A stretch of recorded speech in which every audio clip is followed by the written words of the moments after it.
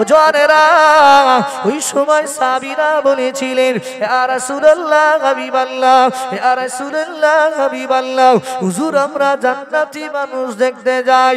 ও আল্লাহর বান্দারা, ও আল্লাহর বান্দিরা, প্রথম দিন সাহাবীরা যে জান্নাতি সাহাবীটিকে দেখেছিলেন, ওরা ভাবলো আজ আবার কার ব্যাপারে আমার নবী জান্নাতি বলে ঘোষণা দিচ্ছেন। আজকে দিন কোন সৌভাগ্যবান মানুষটা আসবে, আমরা তার চেহারা খানা দেখতে চাই। ও আল্লাহর বান্দারা, ও আল্লাহর বান্দিরা, সব সাহাবীরা একে একে সবাই তাকিয়ে রয়েছেন কোন জান্নাতি মানুষটা। সাহাবীদেরকে বলছেন, ও আমার সাহাবীরা শোনো, তোমরা কি জান্নাতি মানুষ দেখতে চাও? কি বলছেন? তোমরা কি জান্নাতি মানুষ দেখতে চাও? সাহাবীরা বললেন, হুজুর হ্যাঁ আমরা দেখতে চাই।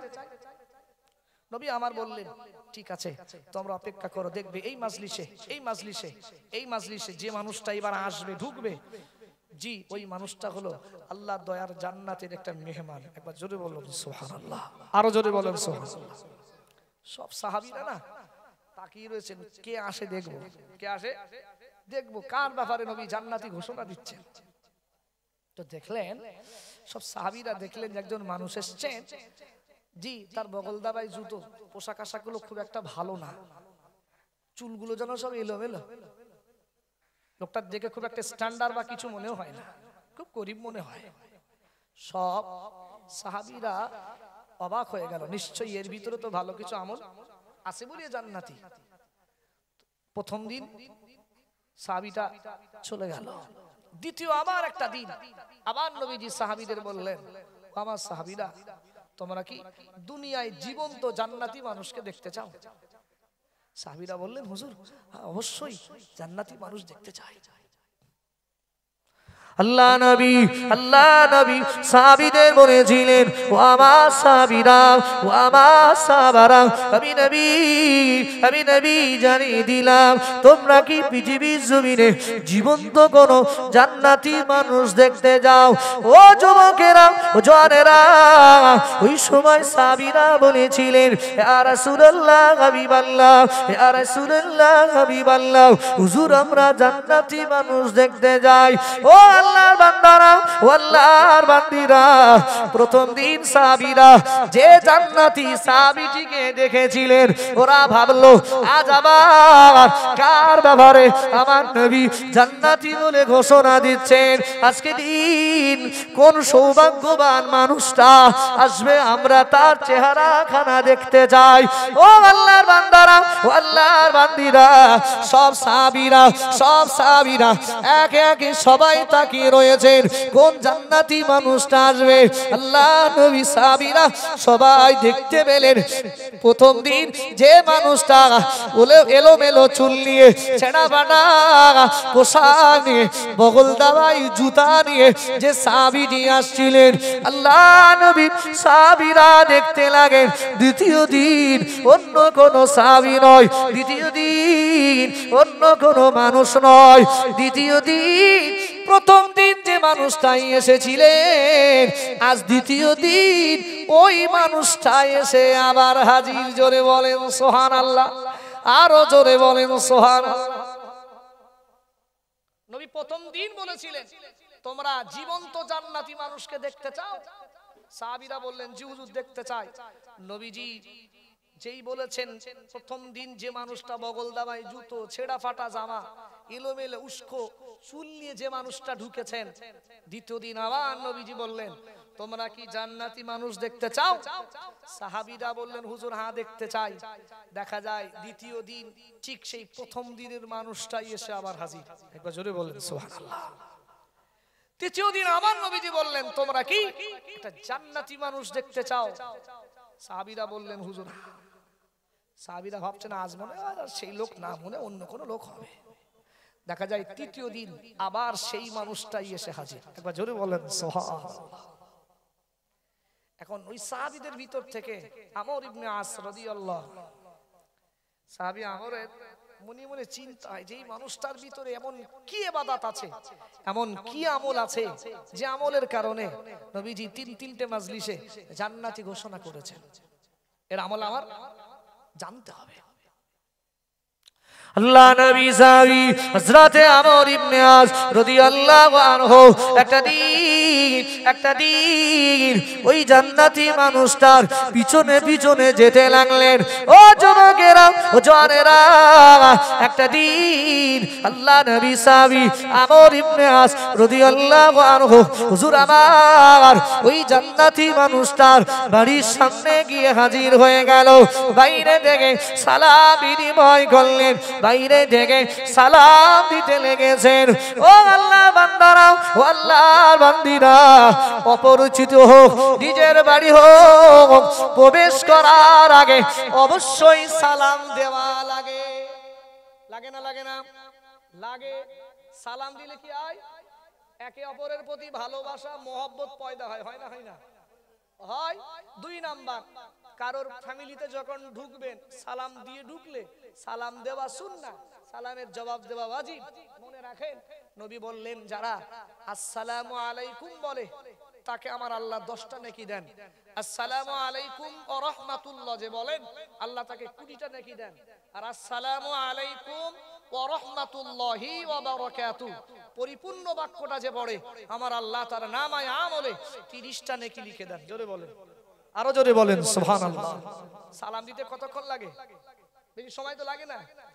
সালাম দিলে কি হয়, আপনি যাকে সালাম দেবেন, যে পরিবারে যাওয়ার আগে, বাড়িতে ঢোকার আগে সালাম দিলে, তাহলে বাড়ির মানুষ যদি অন্য কোনো হালাতে থাকে সাথে সাথে ঠিক হয় না? হয় না? আর আপনি আচমকা ঢুকবেন, সে তার বাড়ির ভিতরে কোন হালাতে আছে, কি অবস্থাতে আছে, আপনি লজ্জিত হবেন, সেও লজ্জিত হবে। সুতরাং নবী বলেছেন তোমরা কারোর বাড়িতে ঢোকার আগে উদখুলু বাইতান ফাসাল্লিমু আলা আহলিহি, তোমরা যখন বাড়িতে প্রবেশ করবে সালাম বিনিময় করেই প্রবেশ করবে। একবার জোরে বলুন সুবহানাল্লাহ। সালাম না দিয়ে তোমরা কেউ ঢুকবে না। এখন আমর ইবনে আস রাদিয়াল্লাহু আনহু তিনি কি করলেন? বাইরে থেকে সালাম দিলেন। বাইরে থেকে সালাম দিলেন। জি, সালামের জবাব ভিতর থেকে এসে গেল জান্নাতি সাহাবীটি। দরজাটা খুলে দেখলেন, জি একজন মানুষ। বললেন ভাই আপনি কি দরকার এসেছেন? এখন আমর ইবনে আস রাদিয়াল্লাহু আনহু তিনি ভাবছেন আমি যদি বলি যে আমি অন্য কোনো কাজে এসেছি তাহলে তো এর উদ্দেশ্য জানা যাবে না, আসলে এর ইবাদতের উদ্দেশ্য আমার জানা লাগবে। তিনি বললেন যে আমি একজন মুসাফির মানুষ, জি আমি একজন পথচারী মানুষ, আপনার বাড়ি একটু মেহমান হতে চাই, আপনার বাড়ি একটু মেহমান হিসেবে থাকতে চাই, আপনি কি আমাকে একটু মেহমান হিসেবে থাকতে দেবেন? আপনি কি আপনার বাড়িতে মেহমান হিসেবে থাকতে দেবেন? আসলে নবী সাহাবীদের এমন আদব আখলাক ছিল, তারা তাদের বাড়িতে মেহমান আসলে না সাহাবীরা খুশি হতো। বাড়ি কুটুম আসলে কি হয়? সাহাবীরা খুশি হয়। আর আমাদের বাড়ি কুটুম আসলে চিন্তা হয়, কুটুম আসলে চিন্তা হয়। যদি এক শ্বাস থাকে তো খুব বাঁচোয়া, যদি আদর করে আদিক্ষেতা করে একবার ছাড়া দুবার থাকে, একদিন ছাড়া দুদিন, মাথায় কাজ করে না। হয় না? হয় না? কিন্তু সাহাবীরা কি করতেন? বাড়ি আত্মীয় আসলে জি নবী সাহাবীরা অত্যন্ত খুশি হতেন, নিজেদের খাওয়া হলেও মেহমানদেরকে খাওয়াতেন। একবার জোরে বললাম সুবহানাল্লাহ। আল্লাহ নবী সাহাবী হযরতে আমর ইবনে আস রাদিয়াল্লাহু আনহু হুজুর আমার ওই জান্নাতি সাহাবীর বাড়ি থাকতে লাগেন। ও আল্লাহর বান্দারা, ও আল্লাহর বান্দিরা, দেখতে পাওয়া যায় আমর ইবনে আস রাদিয়াল্লাহু আনহু হুজুর আমার দেখতে লাগেন, হুজুর আমার দেখতে লাগেন ওই জান্নাতি সাহাবীজি, ওই জান্নাতি সাহাবীজি ইশার নামাজ আদায় করলেন, খাওয়া দাওয়া করলেন। হুজুর আমার দেখলেন ওই জান্নাতি সাহাবীটি ঘুমিয়ে পড়েছেন, ওই জান্নাতি সাহাবীটি ঘুমিয়ে পড়েছেন। মাঝরাতে উঠে হুজুর আমার দেখলেন, মাঝরাতে উঠে ওই জান্নাতি সাহাবীটি, ওই জান্নাতি সাহাবীটি নিজে উঠে তাহাজ্জুদের নামাজ আদায় করলেন। হুজুর আমার দেখলেন আবার তিনি শুয়ে পড়লেন, ফজরের আগে উঠে ফজরের নামাজ আদায় করলেন। হযরতে আমর ইবনে আস রাদিয়াল্লাহু আনহু হুজুর আমার ভাবতে লাগেন না না না আজকে দিন এই রাতের বেলা ওই সাহাবীর ভিতরে পার্সোনাল কোনো ইবাদত আমি দেখতে পেলাম না কেননা সবাই যেমন নামাজ আদায় করে এই সাহাবীটিও নামাজ পড়েছে সবাই যেমন কোরআন তেলাওয়াত করে এই সাহাবীটি ঘুমানোর আগে কোরআন তেলাওয়াত করেছে সব সাহাবী যেমন তাহাজ্জুদের নামাজ আদায় করে ওই সাহাবীটিও তাহাজ্জুদের নামাজ আদায় করেছেন সব সাহাবী যেমন ফজরের নামাজ আদায় করে ওই সাহাবীটিও ফজরের নামাজ আদায় করেছেন না না না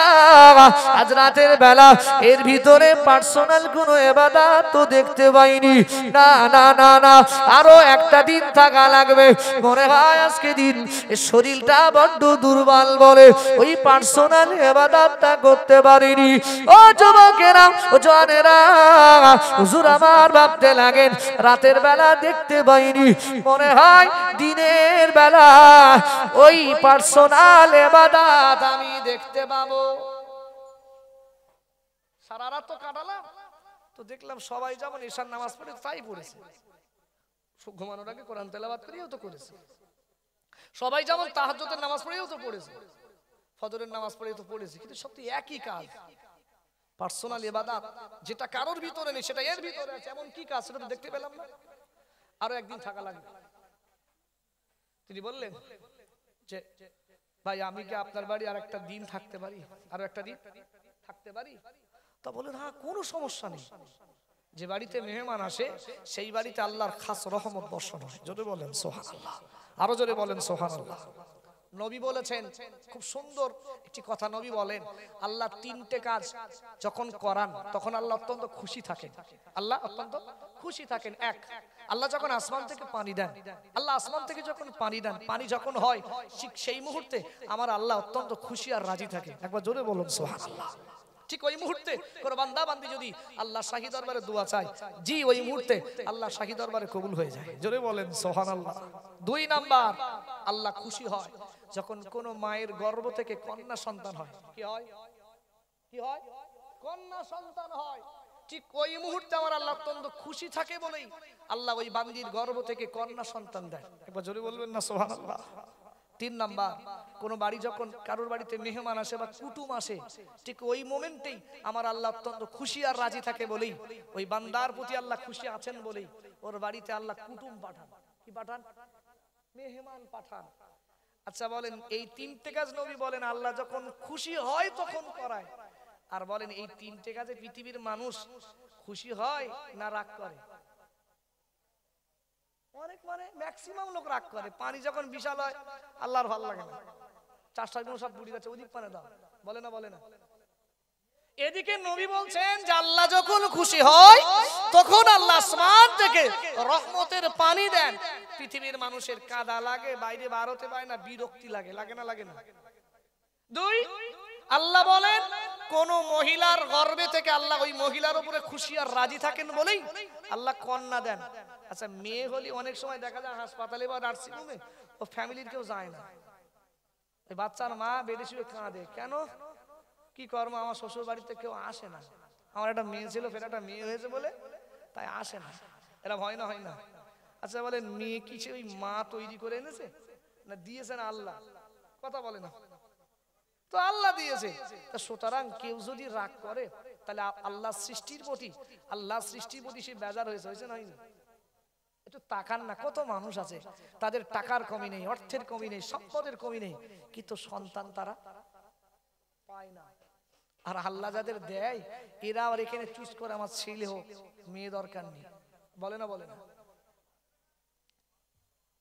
আল্লাহ নবী সাহাবীদের বলেছিলেন ও আমার সাহাবীরা ও আমার সাহাবারা মনে রাখো আমি নবী জানিয়ে দিলাম ও আমার সাহাবীরা আমি নবী জানিয়ে দিলাম আল্লাহ নবী ছেলেদের ব্যাপারে নবী আমার বলেন নাই আল্লাহ নবী ছেলেদের ব্যাপারে বলেন নাই আল্লাহ নবী মহিলাদের ব্যাপারে বলেছেন ও যুবকেরা ও জওয়ানেরা নবী আমার বলেন আল্লাহ পাক কোন মহিলার গর্ভে যদি তিনটে কন্যা সন্তান দান করে আর মা আব্বা যদি ওই কন্যা সন্তানগুলোকে দ্বীন শরীয়তের উপরে মানুষ করতে পারে, যথা সময় যদি তাদের বিবাহের ব্যবস্থা করতে পারে, ও যুবকেরা ও জওয়ানেরা, নবী আমার বলেন, আর ওই আব্বা মা যদি ইমানের উপরে অবিচল থেকে ইন্তেকাল করে, আব্বা মা যদি ইমানের উপরে অবিচল থেকে ইন্তেকাল করে, কিয়ামতের দিন, মুসিবতের দিন আমার আল্লাহ ওই আব্বা মায়ের জন্য আমার আল্লাহ তিনটে জান্নাতেরই দরজা খুলে দেবে। আরো জোরে বলেন সুবহানাল্লাহ। ও আল্লাহর বান্দারা, ও আল্লাহর বান্দিরা, কিয়ামতের দিন আল্লাহ ওই আব্বা মার জন্য তিনটে জান্নাতের দরজা খুলে দিয়ে আল্লাহ বলবেন, ও আমার বান্দা, ও আমার বান্দি, আমি আল্লাহ তোমায় বলছি, আমি আল্লাহ তোমাদের তিনটে কন্যা দিয়েছিলাম, তোমরা কখনো কষ্ট পাওনি, তোমরা কখনো বেজার হওনি, বরং তোমরা তিন সন্তানকে দ্বীন শরীয়তের উপরে মানুষ করেছো, যথা সময় বিবাহের ব্যবস্থা তোমরা করেছো। ও আল্লাহর বান্দারা, ও আল্লাহর বান্দিরা, এই সময় আমার আল্লাহ বলবেন, হ্যাঁ আমার বান্দা, হ্যাঁ আমার বান্দিরা, তোমরা নিজেরাও ঈমানের সাথে জীবন যাপন করে মারা গিয়েছো, আমি আল্লাহ তোমাদের উপরে খুশি আর রাজি হয়ে আজকে দিন তোমাদের জন্য তিনটে জান্নাতের দরজা খুলে দিলাম। তিনটের ভিতর থেকে যেটা দিয়ে ইচ্ছা হয় তোমরা স্বামী স্ত্রী আমি আল্লাহ আমার জান্নাতের ভিতরে প্রবেশ করো। আরো জোরে বলেন সুবহানাল্লাহ। দুরূদ শরীফ আল্লাহুম্মা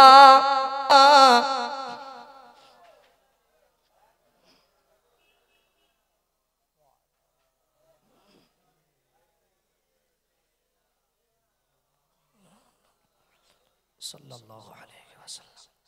তাহলে যে কথা বলছিলাম, আমর ইবনে আস রাদিয়াল্লাহু আনহু তিনি প্রথম রাত দেখলেন, তার ভিতরে পার্সোনাল ইবাদত কিছু দেখতে পাইনি। তারপরের দিনটাও গেল, সারা দিন কেটে গেল, তিনি আর কিছুই পার্সোনাল দেখতে পাইনি। তিনি ভাবলেন মনে হয় আজকে দিন দেখতে পাইনি, পরের দিন দেখতে পাবো, পরের দিন দেখতে পাবো। আবার তাকে আবার একটু আবেদন করে আবার তার পরের রাত থাকতে লাগলেন, পরের রাত আবারও থাকতে লাগলেন। জি, সেই রাতের বেলাও পার্সোনাল ইবাদত কিছু দেখতে পাইনি।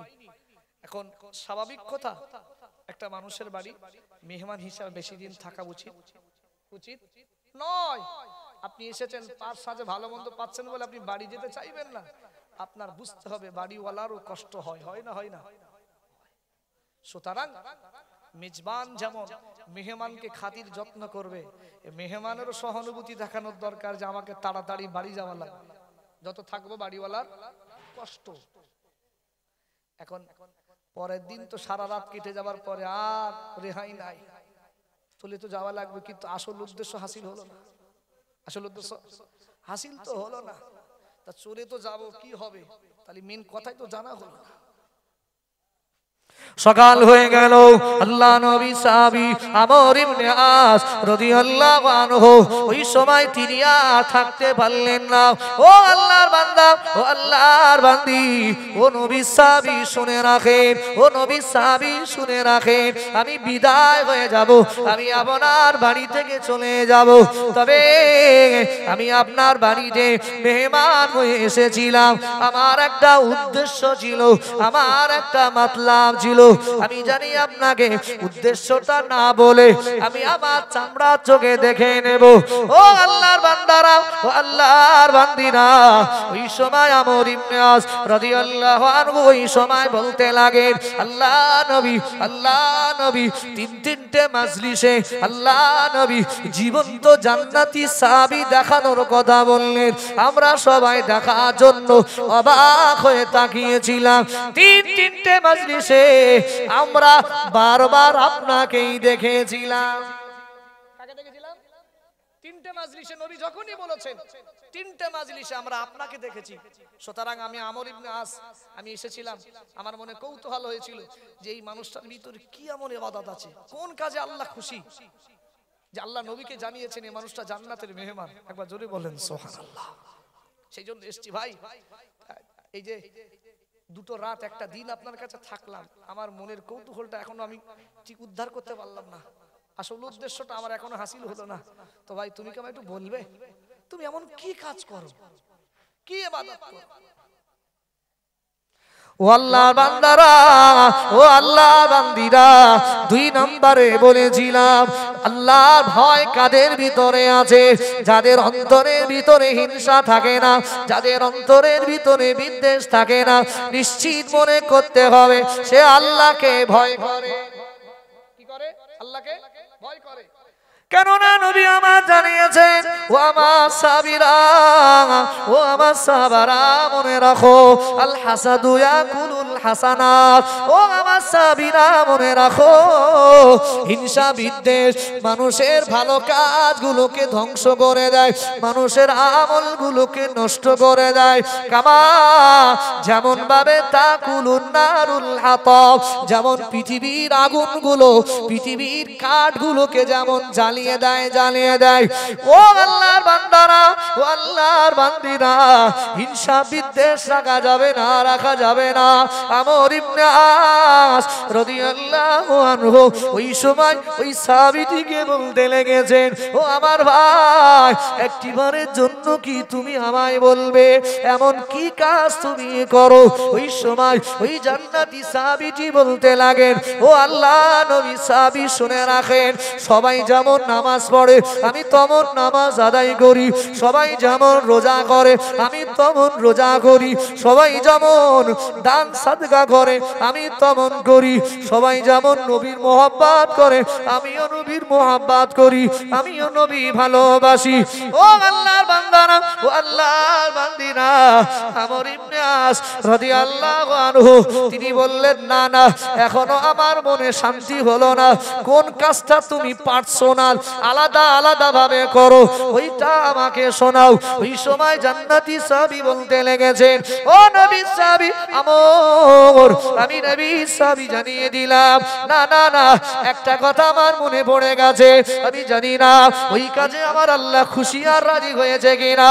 ওই সময় জান্নাতি সাহাবী বলতে লেগেছেন, ও আল্লাহ নবীর সাহাবী আমর ইবনে আস রাদিয়াল্লাহু আনহু শুনে রাখেন, আমি যখন রাতের বেলা ঘুমাতে যাই, আমি যখন রাতের বেলা নিদ্রাতে চলে যাই, ঠিক ওই সময় সারাদিন ধরে যাদের সঙ্গে ব্যবসা বাণিজ্য করলাম, যাদের সঙ্গে চলাফেরা করলাম, যাদের সাথে কথাবার্তা বললাম, যাদের সাথে আদান প্রদান লেনদেন করলাম, ও যুবকেরা, জওয়ানেরা, দেখতে পাওয়া যায় সারাদিনের ভিতরে কত মানুষের সাথে কত রকম কথাবার্তা হয়, ঝগড়া হয়, ঝামেলা হয়, কটু কথা হয়। দেখা যায় কত মানুষ গালমন্দ করে, কত মানুষের সাথে অশান্তি হয়, রাস্তায় চলতে গেলে কত মানুষের সাথে বিবাদে আমরা জড়িয়ে যাই। ও আল্লাহর বান্দারা, ও আল্লাহর বান্দিরা, ওই সাহাবী বলতে লাগেন, আমি যখন ঘুমাতে যাই বালিশে মাথা লাগাই, ঘুমানোর আগে সারাদিন ধরে যাদের সাথে চলাফেরা করেছি, ওটা বাসা করেছি, ঘুমানোর আগে প্রত্যেককে আমি আমার আল্লাহর জন্য আমার অন্তর থেকে মাফ করে আমি ঘুমাই। যদি হবে না আরো জোরে বলেন সুবহানাল্লাহ, আরো চিল্লে বলেন সুবহানাল্লাহ, নারে তাকবীর। ও ভাই, ঘুমানোর আগে সারাদিন ধরে যে যা বলেছে ক্ষমা করে দিয়ে ঘুমাতে যাবা? ও ভাই বলুন, এটা প্রকৃত আল্লাহওয়ালা মানুষের পরিচয় কিনা? আর বরঞ্চ আর আমাদের কি হয় জানেন, সারাদিন ধরে লোকের সঙ্গে বা ভাই বোন আত্মীয় স্বজনের সাথে যা ঝামেলা হয়েছে, সারাদিন ধরে যা না রাগ হবে, ঠিক ঘুমানোর সময় তার থেকে আর ভোল্টেজ বেড়ে যায় না? কেন? পাশে অক্সিজেন থাকে। তুমি আর কি বুঝবে, তুমি তোমার সামনে তোমার মা পুরো ফেরেশতা, ওই ফেরেশতার আসল রূপ তো তুমি দেখোনি, ফেরেশতার আসল রূপ আমি দেখেছি। আর আমি আমার মায়ের পেট থেকে জন্ম নিলাম, যে মা আমায় 25 বছর মানুষ করলো, যে মা সুখে ছিল দুঃখে ছিল, খাওয়া হয়নি আমার কান্নার আওয়াজ পৃথিবীর কোনো মানুষ বোঝেনি, সেদিন আমার মা দৌড়ে এসেছিল, বুঝেছিল আমার বাচ্চার কি প্রয়োজন। বুঝেছিল না বোঝেনি? বুঝেছিল। আচ্ছা বলেন ভাই, সেই মা আমাকে বিয়ে শাদী দেওয়ার পরেই 1 সপ্তাহ পরে বউ বলছে, তুমি তোমার মারে চেনো? ও আল্লাহ, আমি চিনি। আমি 25 বছর ধরে যে মার স্তন খেয়ে বড় হয়েছি, যে মার আদরে যত্নে লালিত পালিত হয়েছি, 25 বছর ধরে আমার মাকে চিনতে পারলাম না। বিবি আমার ঘরে এক সপ্তাহ আসার পরে আমার মারে চিনি ফেলেছি। কিন্তু আপনি যখন বউকে বোঝাবেন, দেখো মা এরকম হতে পারে না, তুমি ভুলভাল কেন বলছো বলো, ও তখন ভাববে আমার কথা প্রাধান্য দেয় না, আমার কথার গুরুত্ব দেয় না। বউ তখন এবার মোচড় দেওয়া শুরু করবে, কেমন জানেন? ও তাহলে মা তোমার কাছে ভালো আছে, আমি তাহলে তোমার কেউ না, শুধু মোচড় দেওয়া। এইবার আস্তে আস্তে কি হবে, না আমার সাথে তোমার কথা বলতে হবে না, এই শুরু হয়ে যাবে। 1 দিন 2 দিন 3 দিন যখন মোচড় সে দেবে, তারপরই সন্তানগুলো কি হয়, বিবির গোলাম হয়ে যায়। 1 দিন 2 দিন 3 দিন 7 দিন পরে সে ভাবে আমার বউ প্রতিদিন কি মিথ্যা কথা বলে, নিশ্চয়ই আমার মার ভিতরে এটা আছে। যেই সকালবেলা একেবারে সারা রাতে তো ভোল্টেজ বেড়ে গেছে, সকালবেলা উঠেই যাই মার প্রতি আক্রমণটা চলে, আর বউ তখন দূরে থেকে ইবলিশের মতন হাসে, আহ এতদিন পরে আমার পরিকল্পনাটা কাজ হয়েছে। হাসে না, হাসে না? এরম বিবি আছে সারাদিন ধরে চলাফেরা করেছো, যা করেছো দরকার নেই, সব আল্লাহর জন্য, পৃথিবীর মানুষকে মাফ করে দাও। এরম লোক আছে? বরঞ্চ বলে সকালটা হোক তো দফা রফা করেই ছাড়বো। ও আবার ফজরের নামাজ কালাম পড়ে লোকে দফা রফা করতে যাচ্ছে, এদিকে বলে আমি ইমানদার।